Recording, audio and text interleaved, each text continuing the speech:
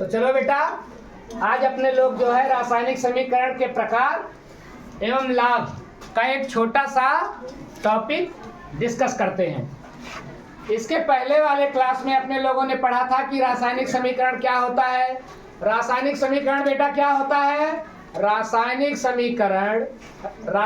समीकरण रासायनिक अभिक्रिया को जब उनके संकेतों या प्रतीकों या सूत्रों के द्वारा निरूपित किया जाता है तो उसे हम रासायनिक समीकरण कहते हैं। रासायनिक समीकरण का उदाहरण अपने लोगों ने देखा था, एक बार फिर देख ले। Mg प्लस HCl क्या बना था बेटा? MgCl2 और H2। अब देखें ये क्या है? रासायनिक समीकरण।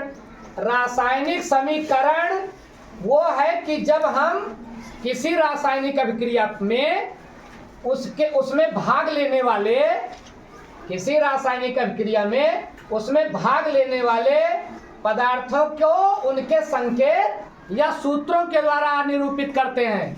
जैसे हमने ये तो नहीं लिखा कि मैग्नीशियम, लिख दिया Mg फॉर मैग्नीशियम। हमने ये तो नहीं लिखा कि हाइड्रोक्लोरिक एसिड, हमने लिख दिया HCl फॉर हाइड्रोक्लोरिक एसिड। बना क्या? MgCl2 मैग्नीशियम क्लोराइड, और क्या बना? H2 बना। तो बेटा ये क्या हो गया? ये हो गया रासायनिक समीकरण। और इसने क्या दिखाया? इसने दिखाया रासायनिक अभिक्रिया। तो आज अपने लोगों को जिस बिंदु पर बात करनी है बेटा, उसमें केवल ये देखना है कि रासायनिक समीकरण कितने प्रकार के होते हैं। तो आओ हम लोग देखें कि रासायनिक समीकरण कितने प्रकार के होते हैं। रासायनिक समीकरण बेटा मुख्य रूप से दो प्रकार के होते हैं। रासायनिक समीकरण मतलब केमिकल जो इक्वेशन है, रासायनिक समीकरण को मुख्य रूप से हम दो भागों में बांट सकते हैं। एक तो रासायनिक समीकरण होता है बेटा कंकाली। कंकाली नाम सुने हो? कंकाली बना है कंकाल से, और कंकाल मतलब हड्डी। ऐसा, अच्छा आप लोग कल्पना करो बेटा कि अपने लोगों के शरीर में हड्डी होती और मांस ना होता तो फोटो वाला देखे हो खतरे वाला निशान, जहां लिखा रहता है 11,000 वोल्ट, हड्डी दिखात है। तो बेटा कंकाली समीकरण का मतलब हुआ ऐसा समीकरण जो एकदम बेकार हो। कंकाल का मतलब ही कंकाली है, और कंकाल का मतलब हड्डी हो, मांस ना हो। तो ऐसा समीकरण बेटा जिसमें अब समीकरण में तो हड्डी मांस होगी नहीं, तो ऐसा समीकरण फिलहाल जो संतुलित ना हो। मांस क्या करती है? मांस हमारे हड्डी को संतुलित करती है। अभी मांस को निचोड़ करके निकाल दीजिए खींच करके, तो हड्डी कहीं यहाँ उठी रहेगी, कहीं यहाँ उठी अरे डर लग जाएगा देखकर आदमी को। भूत वगैरह जब दिखाया जाता है तो हड्डी ही दिखाई जाती है, मांस नहीं दिखाया जाता है। तो कंकाली समीकरण का बेटा मतलब ऐसा समीकरण जो फिलहाल संतुलित ना हो, उसे हम बोलते हैं कंकाली समीकरण। और दूसरा होता है बेटा संतुलित। कैसा समीकरण? संतुलित समीकरण। तो संतुलित समीकरण निश्चित रूप से वह समीकरण है जो रिएक्टेंट्स मतलब अभिकारक और प्रोडक्ट अर्थात उत्पाद दोनों तरफ क्या हो? बराबर हो। उसको कैसा समीकरण करेंगे? और जो संतुलित ना हो और जो संतुलित हो संतुलित। तो रासायनिक समीकरण हाउ मेनी टाइप? दो। कंकाली संतुलित। कंकाली संतुलित नहीं होगा, संतुलित होगा। अब संतुलित असंतुलित क्या है? और जरा एक नजर में ये भी देख ले बेटा हम लोग। देखिए संतुलित समीकरण एक समीकरण में बना रहा हूं। जैसे देखो मैंने यहां लिखा H2 और यहां लिखा O2। मान लीजिए ऐसा है H2 और O2, और इसने बना लिया H2 को। अब बेटा आप लोग जरा देखो तो इस समीकरण को, H2O2 H2 को, तो H मिला, O मिला, पानी बना। कन्फर्म है? लेकिन जरा देखिए, ये हुआ रिएक्टेंट्स, इसके पहले अपने लोगों ने स्टडी किया है, और ये हुआ प्रोडक्ट, ये हुआ रिएक्टेंट्स, ये हुआ प्रोडक्ट। अब बताइए रिएक्टेंट्स में कौन कौन है? H2 है और O2 है, और प्रोडक्ट में H2O है। तो आप एक नजर देखिए और बताइए कि क्या ये पक्ष और ये पक्ष, मतलब राइट साइड और लेफ्ट साइड, दोनों बराबर हैं? अगर दोनों बराबर होते तो समीकरण ओके था, लेकिन मुझे लगता है बराबर नहीं है। H है 2, H है 2 और O है 2, लेकिन वो इधर है 1। गड़बड़ हो गया ना? गड़बड़ हो गया। इसका मतलब बेटा ये समीकरण कैसा समीकरण है? कंकाली। कैसा समीकरण? कंकाली समीकरण। Skeleton equation, skeleton equation, skeleton equation, Kankali समीकरण। और जरा देखिए, थोड़ा सा मैं आगे बढ़ूं तो यहाँ है H2O, और यहाँ अगर हमने 2 बढ़ा दिया तो अब बताइए O कितना हो गया? 2।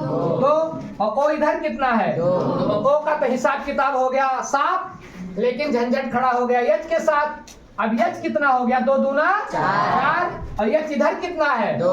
तो इसको 4 करने के लिए यहाँ 2 कर दीजिए, तो अब हो गया 2 दूना 4 और 2 2H2O। तो अब बताओ बेटा कि ये समीकरण कैसा हो गया? तो जो समीकरण संतुलित नहीं है वो कंकाली, और जो समीकरण संतुलित है वो संतुलित। मतलब रिएक्टेंट वाला पक्ष और प्रोडक्ट वाला पक्ष दोनों क्या होना चाहिए? बराबर। बराबर है तो संतुलित, और अगर रिएक्टेंट्स और प्रोडक्ट की संख्या बराबर नहीं है तो कंकाली। ठीक है, चलो बेटा अब थोड़ा सा हम लोग चर्चा कर लें कि रासायनिक समीकरण। एक और देख लें उदाहरण, देखें आप, देखिए ये है Zn और ये है H2SO4। Zn for zinc, H2SO4 for hydro, ये है सल्फ्यूरिक एसिड। क्या है? Sulphuric acid. दोनों को बेटा मिलाया गया, तो दोनों को मिलाया गया तो चूंकि Zn जो है वो हाइड्रोजन से ज्यादा शक्तिशाली है, ये 2 इलेक्ट्रॉन देने की क्षमता रखता है, इसलिए हाइड्रोजन को निकाल करके करेगा बाहर और बना लेगा ZnSO4 और प्लस H2। क्या बना लेगा? H2। अब बेटा जरा देखकर बताओ ये समीकरण संतुलित है कि नहीं संतुलित है?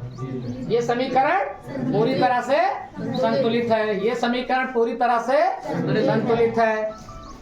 और संतुलित है ना? Zn SO4 S1 O4 H2 okay. अब ये समीकरण संतुलित हो गया।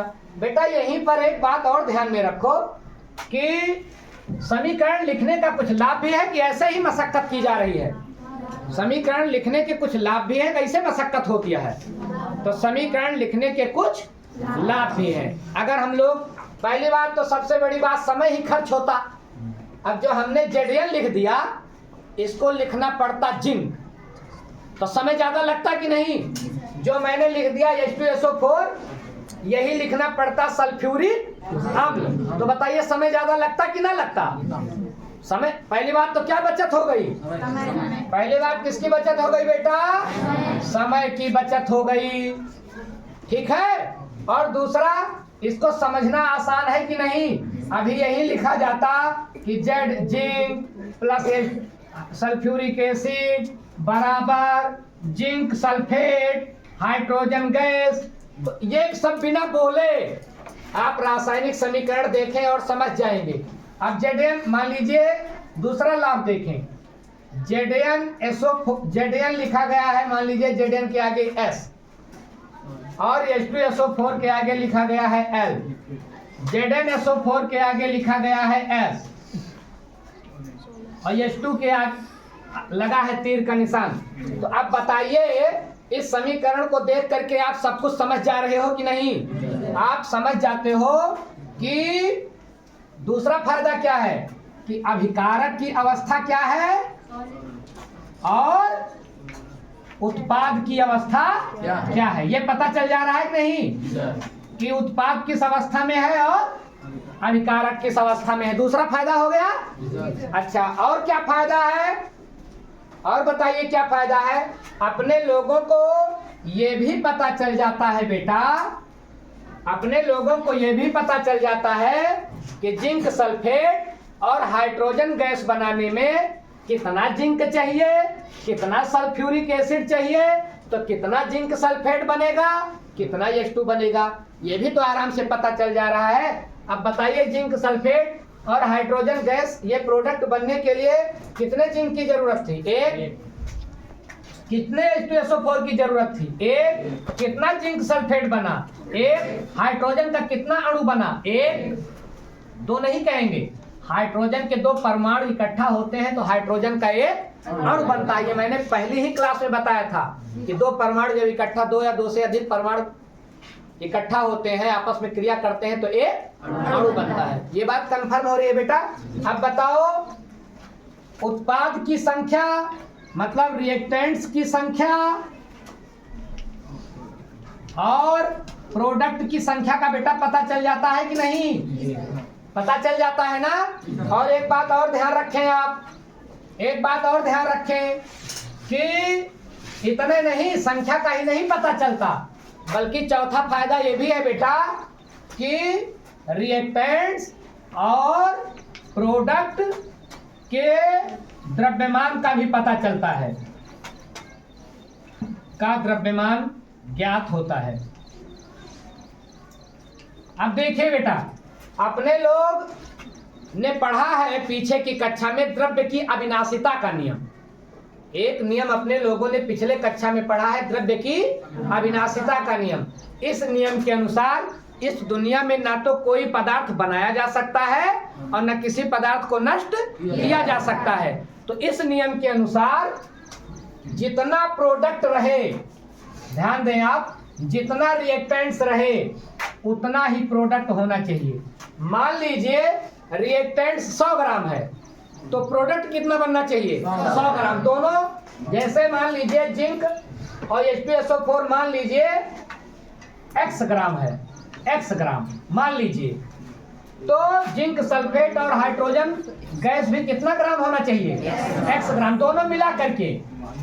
तो अब ये बात यहाँ इसका वजन हम लोग कर लेंगे और देखेंगे क्या इतना ही बन रहा है। तो बताइए रासायनिक समीकरण का और लाभ क्या हो गया कि रिएक्टेंट्स का द्रव्यमान और प्रोडक्ट का द्रव्यमान भी हमें पता चल जाता है। ये भी फायदा हुआ कि नहीं हुआ?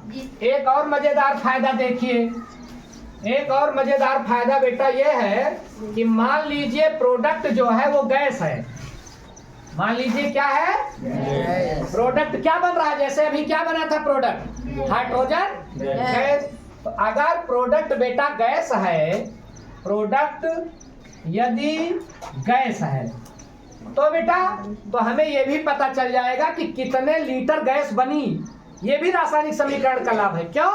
क्योंकि पिछले कक्षा में अपने लोगों ने पढ़ा था कि STP, ये शब्द सुने हो? स्टैंडर्ड टेम्परेचर प्रेशर, मानक ताप दाब। ये जरूर गया होगा शब्द कभी ना कभी। मानक ताप दाब, मानक ताप स्टैंडर्ड। STP का मतलब क्या हुआ बेटा? S for standard, T for temperature और P फॉर प्रेशर। मानक, मानक ताप व दाब, मानक ताप व दाब पर किसी गैस के एक, ध्यान से सुनेंगे बेटा, मानक ताप और दाब पर किसी गैस के एक अणु का आयतन पक्का होता है। मानक ताप दाब पर गैस के एक अणु का जो आयतन होता है बेटा ये फिक्स है, कांस्टेंट है। एक अणु का आयतन बराबर 22.4 लीटर, ये फिक्स है किसी गैस का। किसी गैस का अगर एक अणु है तो बताइए मानक ताप और दाब पर उसका कितना आयतन होगा? 22.4 लीटर। कितना होगा? लीटर। तो अब बताइए, अभी जो पिछला हमने समीकरण लिखा था बेटा उसमें मैंने क्या लिखा था? Zn प्लस H2SO4 और बना क्या था? ZnSO4 plus H2। अब बताओ H2 क्या है? लिक्विड है, सॉलिड है कि गैस है? गैस है। तो गैस जो बनी थी, बताइए कितनी गैस बनी थी? कितना अणु था? एक अणु बेटा, परमाणु 2 था, अणु कितना था? एक। और यहाँ मैं क्या लिख रहा हूँ भैया? बेटा बेटा इधर मेरी ओर, मैं क्या लिख रहा हूँ?